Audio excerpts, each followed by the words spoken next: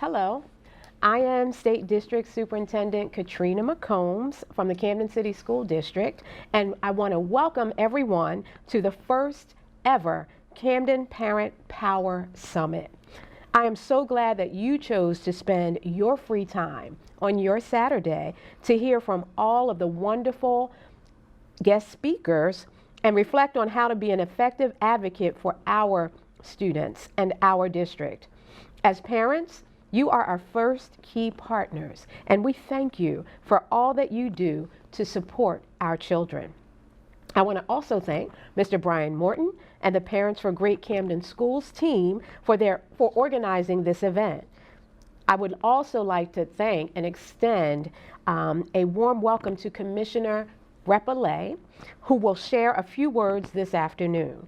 We thank him for his leadership, we thank him for his commitment, and we thank him for all that he does each and every day for not only the students of Camden City, but the students of the great state of New Jersey. While I'm unable to make today's event in person, it's my wedding anniversary, or I would definitely be there, I am so glad to spend time today with Shirley and to answer just a few of the questions that she will share with me. I look forward to having many other opportunities to interact with our parents across this wonderful city. Thank you, Superintendent. You're welcome. My name is Shirley Irizarry. I'm the Community Outreach Organizer for Parents for Great Camden Schools. And I have gathered a panel of parents who have students throughout the district in different types of school settings. Okay. So they have some questions, and I'm glad that you are able and open to receive them in this manner.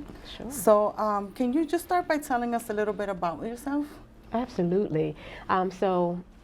As everyone probably knows by now, but just in case they don't, I was born and raised here in the city of Camden, New Jersey. I was educated in this great educational system, and I graduated from Camden High School in 1987. I went to various schools in the district. Our family moved around a lot, so I went to Mickle, to Cooper's Point.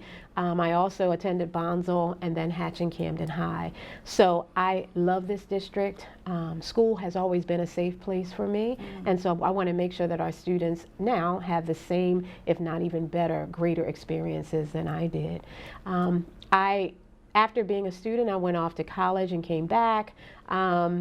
And I was able to really figure out that I wanted to do something to help young people. So I started off teaching kindergarten, early childhood education, and then had the opportunity, I was blessed to serve this district as a vice principal and a principal of Landing Square School, and then deputy superintendent, director of early childhood. And I never thought I'd be sitting in this seat as a superintendent of schools, but I'm humbled and I'm happy to serve this district. Thank you. You're welcome. So you mentioned that your background is in early childhood education. Yes. Can you tell us why pre-K is so important for students and what parents can do to prepare their students to begin pre-K?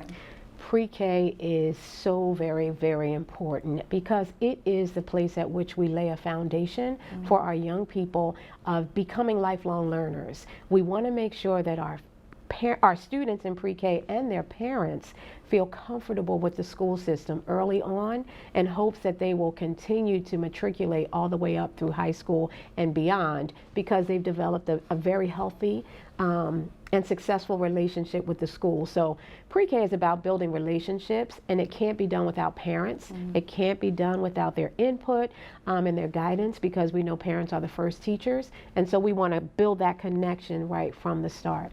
Pre-K is also the place where students begin to learn their letters, their numbers, their shapes, everything that is foundational and that will be built upon for their future success. So, and in addition, last point, because I could talk about pre-K all day, is the social emotional development that occurs in our early childhood classrooms. Not only do we teach our young people about, their academic side, but we teach them how to interact well with each other, how to share, how to deal with conflicts without resorting to fighting or hitting or violence. And that is also foundational for what we want our young people to do when they're in high school, right? How they resolve their conflicts. And then when they're in our community, we want them to be able to do those in healthy, to resolve things in healthy ways. So pre-K is where it all starts.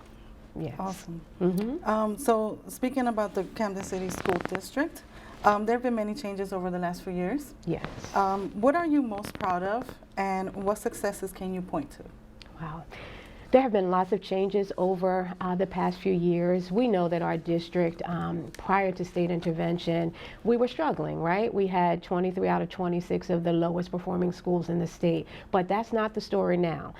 Because of the changes that have been made and because of the hard work of many individuals, including our families and our parents who advocate for quality education, we are now able to see that our graduation rate is close to 70%.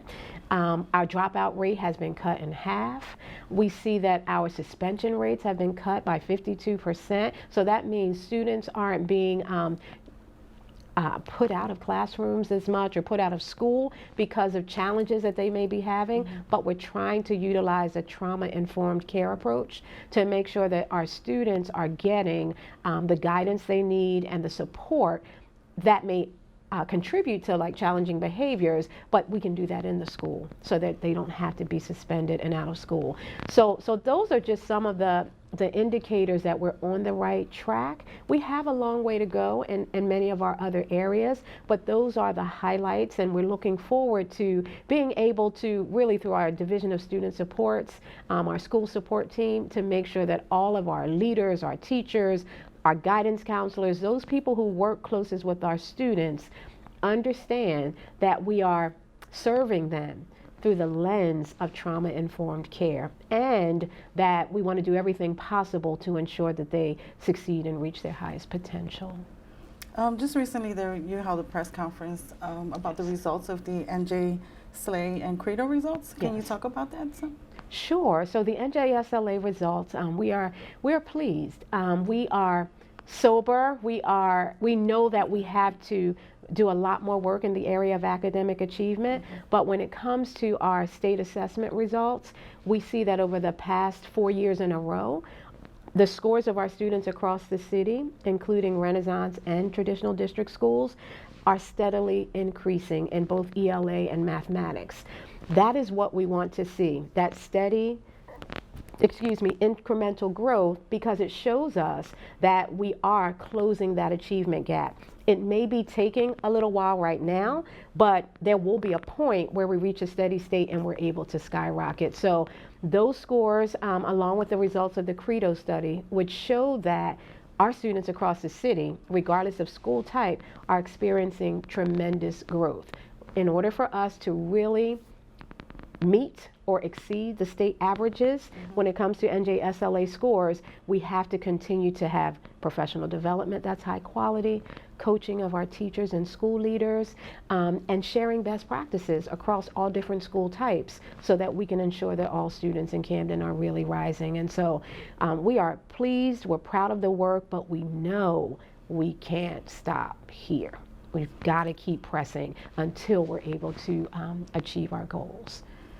So in regards to those score results, one of the questions the parents had was, how do the scores demonstrate that our children are succeeding? Gotcha. That's a very good question, because you hear a lot of talk about testing. And as an educator, I can say testing is only one indicator of how well our students are doing, state assessment tests.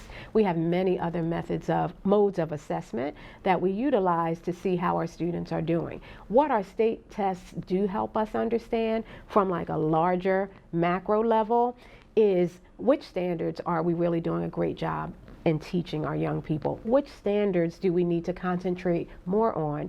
And then also for curriculum development, do we need to tweak the sequencing of how we are presenting information to students? Is there a newer, more innovative curriculum that will help our students to achieve more and show and demonstrate what they've learned and master and really own their learning? And so it teaches us, the state results teach us a lot, but we know that they don't tell the whole story of what we are doing and the wonderful things that are happening in our schools. So there are a lot of exciting changes happening in the district now.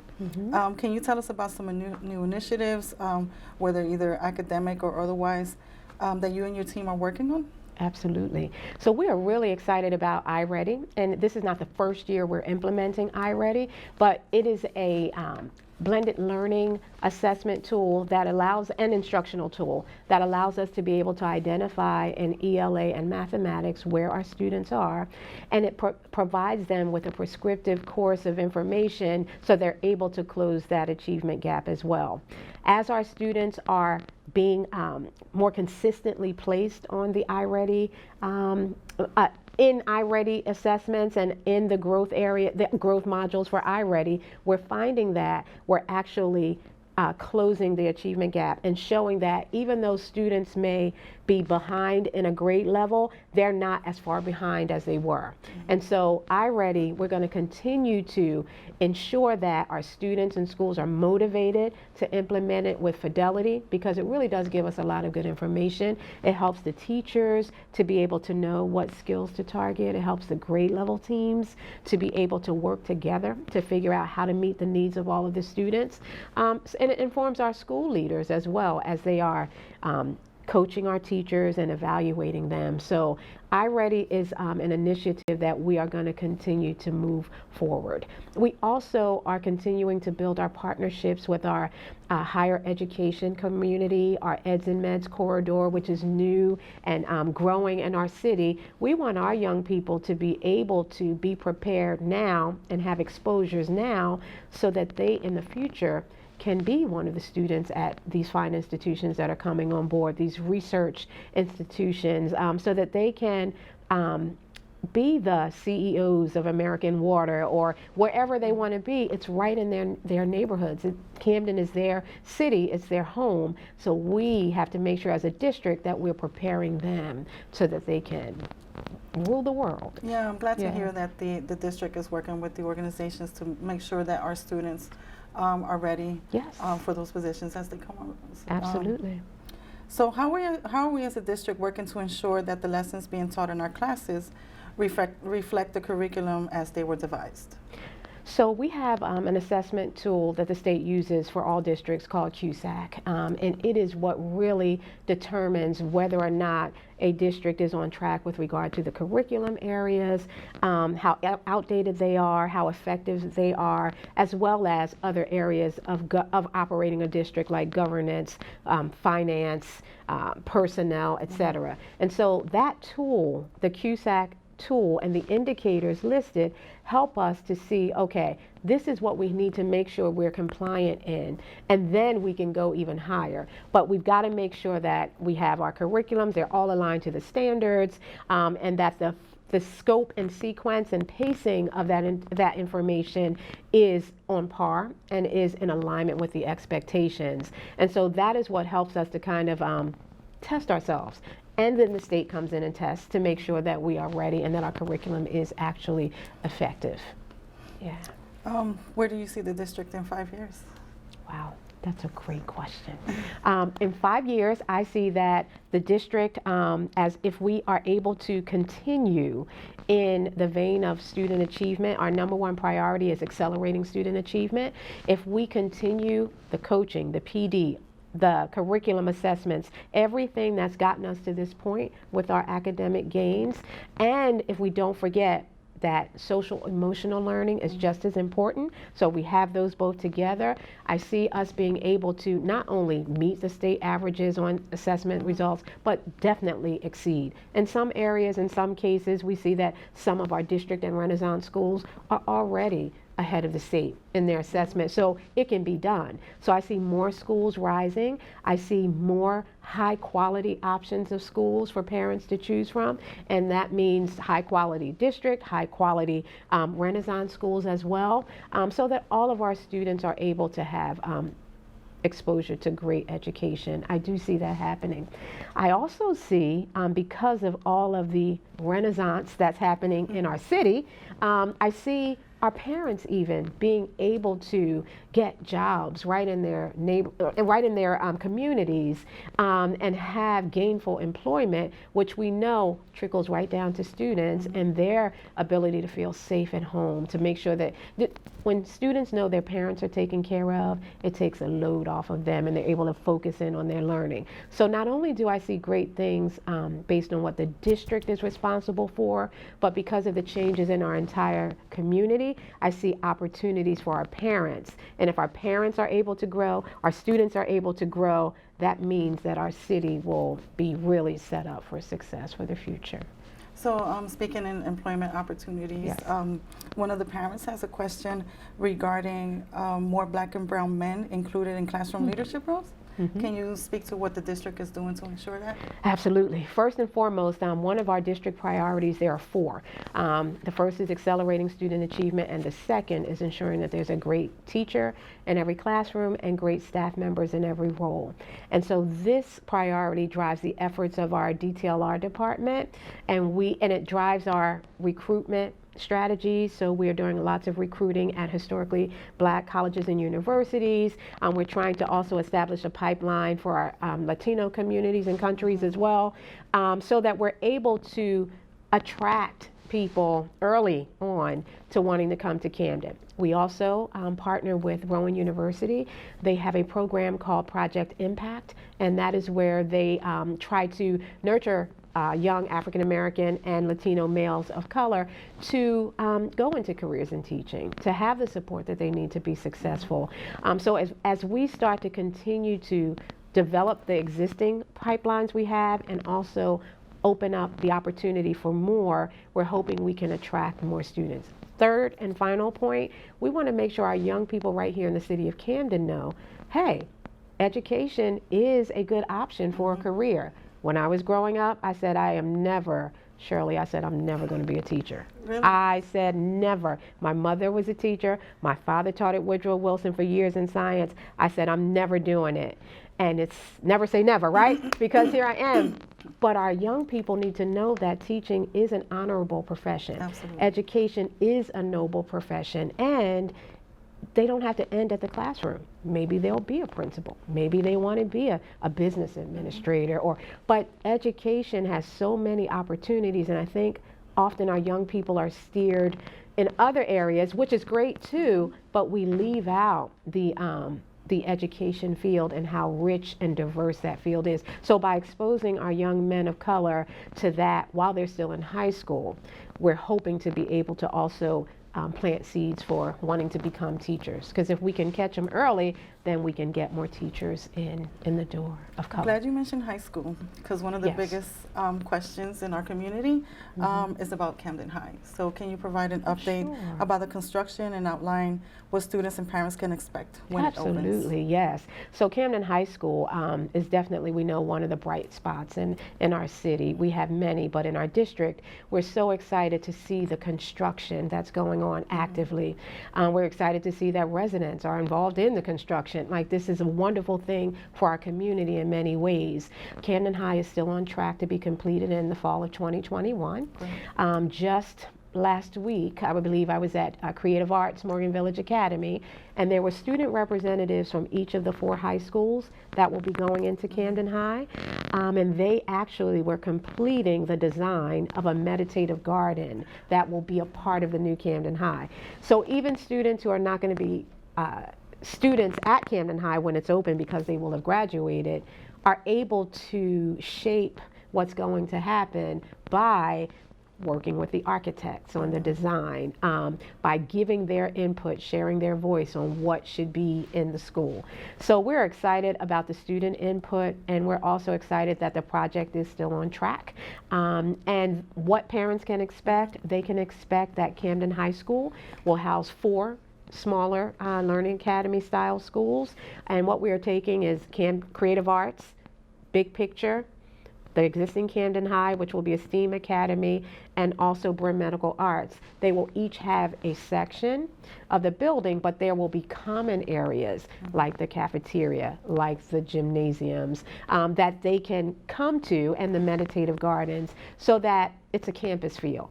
different concentrations, but yet we're still one school. But they will each have their own identities, own uniforms, same own leadership teams. So it won't be that everyone is coming back together and these schools will lose their identity.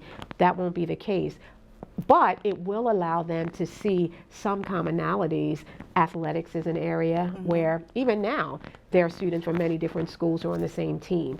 So it'll give them a chance to see that, hey, we can have our own separate identities, own separate focal areas, but we can still be one school and represent one Camden High as well. So we're looking forward to that, and we're going to have a beam signing ceremony that'll be coming up very soon, and we're just happy to see the milestones that are happening, because this will be a wonderful traditional public high school in the city, and we're excited about it. Yeah, we are. Yeah, we are excited, yes. So my final question is, what do you hope parents take away from this Parent Summit? Wow. This Parent Summit is a great opportunity for parents to be able to network, to connect, to empower each other, to know that their voices really do matter, and that their collective voices as parents can continue to shape the future of education in our city.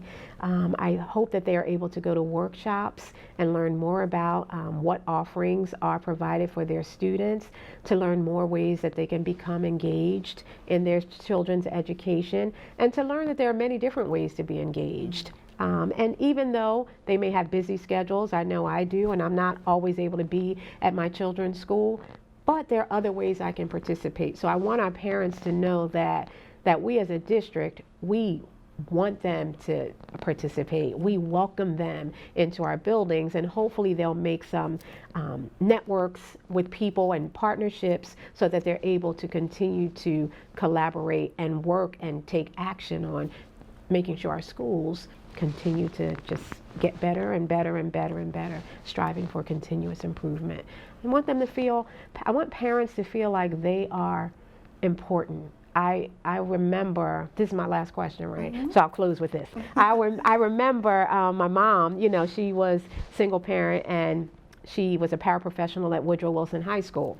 And she decided she wanted to go back to school, and so she went to night school at Glassboro State College is what they called it then, and it was downtown. And she went to school, and she would take us with her at night. So we would do our homework in like the common area of Camden County College, of Glassboro State College, and it just taught me so much about perseverance and about if you have a goal, no matter how many obstacles are set in front of you, because she had to take care of everything on her own. I don't know how she did it. I still don't know, but she did it, and she was able to go and work on her college degree and become a teacher. So parents are powerful role models, and parents are, like I just think of my mom, I learned lessons about resilience, about never giving up, about the value of education. So I think if our parents are able also to be inspired and to know that they are doing their best, we see it, and we are doing our best, and if we put our best together as a district and parents for the sake of our kids, then there's no way that our students can fail.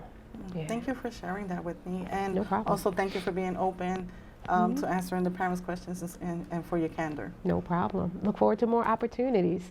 Thank you so much, Shirley. Thank you.